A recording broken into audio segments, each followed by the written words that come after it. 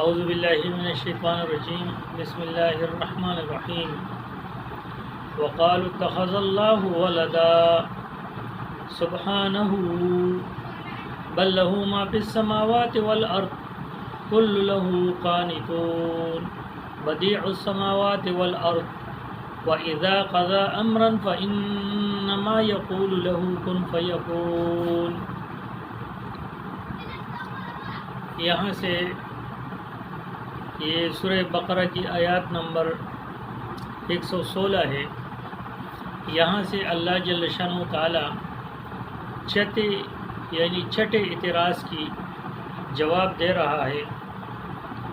اعتراض یہ تھا کہ جو ہم نے اللہ جل شانہ تعالیٰ کے لیے نائب بنائے ہیں یہ تو اللہ نے مقرر کی ہے، تو اللہ جل شانہ تعالیٰ اس کی تردید کر رہا ہے اور فرماتے ہیں اس پر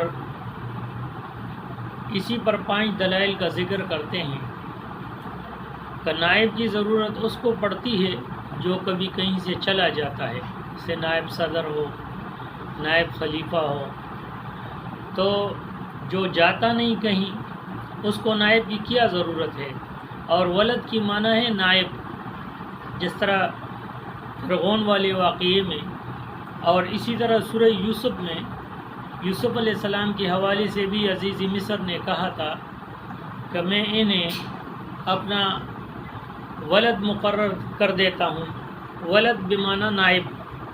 حالانکہ وہ یوسف علیہ السلام یا فرعون کے بارے میں، فرعون نے جب حضرت موسیٰ علیہ السلام کے بارے میں کہا تھا او نتخذہ ولدا، تو اس کا تو وہ تو پیدا ہوا تھا، تو کیسے اس کو بچہ بناتے؟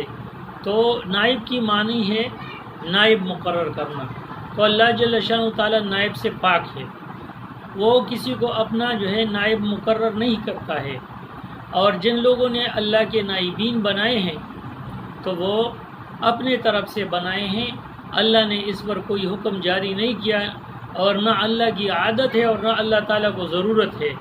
اللہ تعالیٰ اسی لیے فرماتے ہیں وَقَالُوا اتَّخَذَ اللَّهُ وَلَدًا سُبْحَانَهُ، پاک ہے وہ ذات نائب سے، اس کو کیا ضرورت ہے؟ کیوں؟ بَل لَّهُ مَا فِي السَّمَاوَاتِ وَالْأَرْضِ، اس کے لیے آسمان اور زمین کی بادشاہت ہے۔ جب کوئی آدمی انسان آسمان اور زمین کی بادشاہ ہو اس کو کیا ضرورت ہے؟ قُلْ لَهُ قَانِتُونَ، اور سب چیزیں ان کے تابع دار ہے۔ جب سارے ان کے تابع دار ہے تو اس کو کیا ضرورت ہے نائب مقرر کرنے کی؟ بدیع السماوات والارض، پیدا کرنے والا ہے آسمان اور زمینوں کے۔ جب اس نے آسمان اور زمین کو پیدا کیا تو وہ اسی کے حکم سے چلتے، تو اس کو کیا ضرورت ہے؟ اور 5ویں جو اس کی دلیل ہے وَإِذَا قَضَى أَمْرًا فَإِنَّمَا يَقُولُ لَهُ كُن فَيَكُونُ، جب وہ کسی فیصلہ کر دیتا ہے، وَإِذَا قَضَى أَمْرًا، کسی امر کا فیصلہ کر دیتا ہے تو اس کو کیا ضرورت ہے کہ وہ کسی کے حوالے کرے؟ فَإِنَّمَا يَقُولُ لَهُ كُن فَيَكُونُ، وہ تو کن فیکون سے سارے ہو جاتے ہیں، تو ان کو کیا ضرورت ہے؟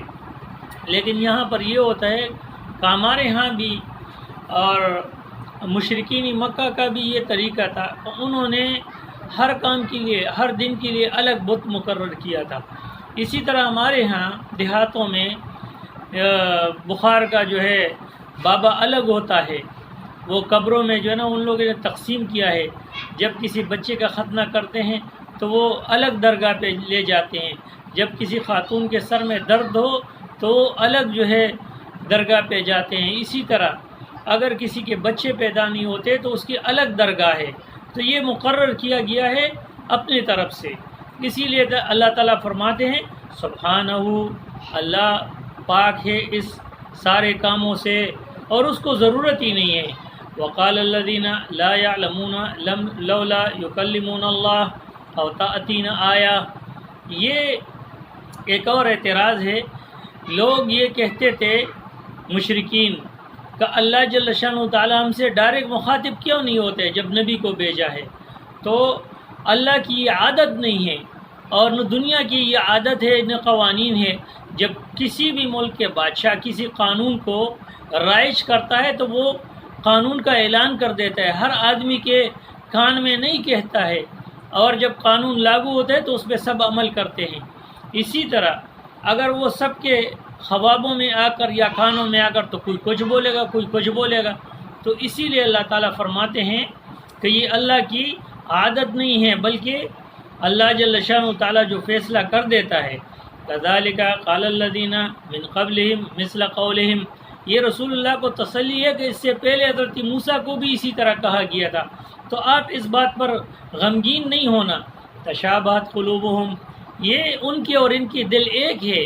پرانے والے یہودی اور مشرکین، ابھی والے مشرکین، ان کے اعتراضات میں کوئی فرق نہیں ہوتا ہے۔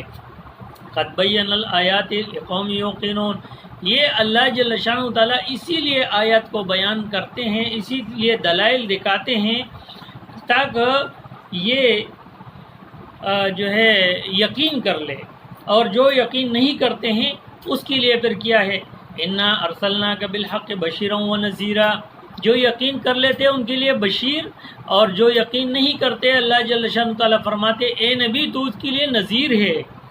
ولا تسأل عن اصحاب الجحیم، تم سے نہیں پوچھا جائے گا اصحاب الجحیم کے بارے میں، یعنی جو آپ نے پہنچا دیا ہے بس پہنچا دیا ہے، اب آپ کے اوپر نہیں ہے کہ ان کو ہدایت بھی دو، یا آپ کے اوپر نہیں ہے کہ ان کو صحیح راہ پہ ڈال دو، بلکہ آپ نے پہنچا دیا بات۔ اور دوسری بات یہ کہ آپ زیادہ جو ہے نا اپنے آپ کو ملال میں نہیں ڈالنا، پریشان نہیں کرنا۔ کیوں؟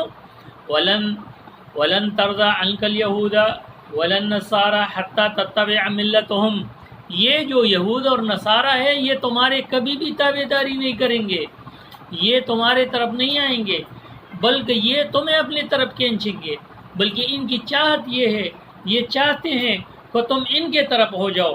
قل ان الہدى اللہ هو الہدى، یہ ہدایت جو ہے یہ اللہ کی طرف سے۔ وَلَئِنِ اتَّبَعْتَ آبَاءَهُمْ بَعْدَ الَّذِي جَاءَكَ مِنَ الْعِلْمِ مَا لَكَ